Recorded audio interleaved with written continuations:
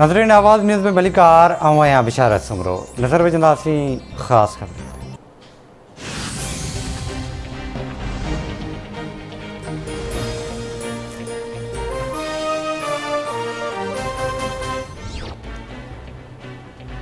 वज़ीर-ए-आज़म शहबाज शरीफ़ मुल्की मईशत की बहितरी लाइ मीसाक जमहूरियत अणटर करार ॾेई छॾियो। सियासी ऐं मुआशी इस्तेकाम पाण में ॻंढियल हूंदा आहिनि। जेसीं ताईं सियासी इस्तेकाम न ईंदो मुल्क में मुआशी इस्तेकाम न थींदो।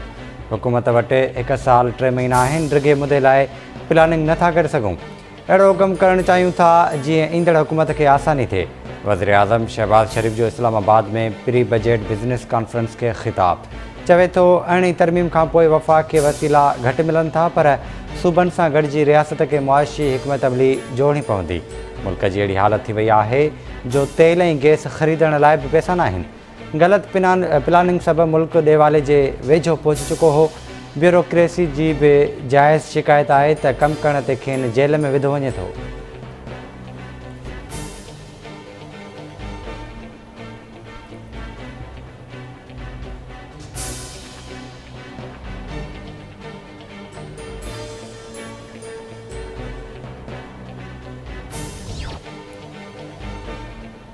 वफ़ाक़ी हुकूमत तवानाई बुरान ते ज़ाब्तो आणण लाइ ख़र्च घटाइण वारी मुहिम ते अमल दरामद शुरू करे छॾियो। छंछर वारी मोकल बहाल।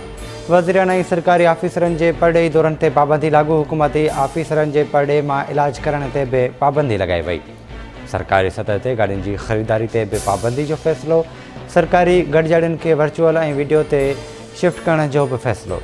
समूरियुनि सरकारी ऑफिसुनि में लंच डिनर ऐं हाइटीज़ ते मुकमिल तौर पाबंदी हूंदी। वज़ीरनि ऐं सरकारी मुलाज़िमनि जे पेट्रोल कोटा में 40% कटौती जी मंज़ूरी। मरियम औरंगज़ेब जो चवणु आहे त जुमे ते घरां कमु करण जी तजवीज़ आई आहे ऐं हिकु तजवीज़ मार्केटूं 7 वॻे बंदि करण जी आहे, जंहिं ते कमेटी जोड़ी आहे। वापारियुनि ऐं कारोबारी तबक़नि खे मार्केटुनि जी जल्द बंदिश ते एतमाद में वरितो वेंदो।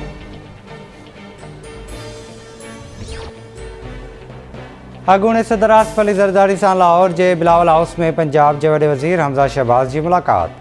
ॿिन्ही अॻवाननि इमरान न्याज़ी जे गैर जमहूरी हथकंडनि जो गॾिजी मुक़ाबिलो करण जो अज़्म कयो ऐं ज़िमनी चूंडूं गॾियल तौर वेहण ते इतफ़ाक़ करे वरितो।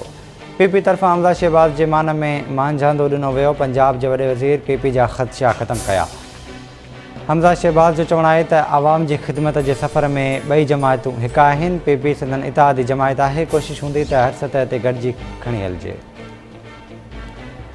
पीटीआई चेयरमैन इमरान ख़ान नबी करीम सल्लल्लाहु अलैहि वसल्लम जे शान में गुस्ताखी जी मज़म्मत कंदे भारतीय शयुनि जी बाइकॉट जो मुतालबो करे छॾियो। मनी गाला में वकीलनि खे ख़िताब दौरान इमरान ख़ान चयो त हुकूमत भारत सां कारोबार ख़तमु करे ऐं तोइन रिसालत जे मामले ते सख़्तु एक्शन वठे। एम्पोर्टेड हुकूमत जे अचण सां मुल्क जो मुस्तक़बिल ख़तरे में पइजी वियो आहे। हिन पाकिस्तान में एतिरी महांगाई कॾहिं न आहे ॾिठी।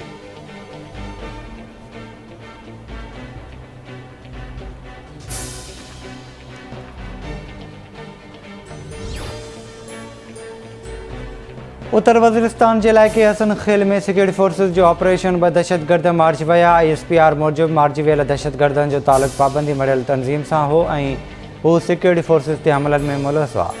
ऑपरेशन दौरान दहशतगर्दनि वटां हथियार ऐं गोलियूं बरामद कयो वियो।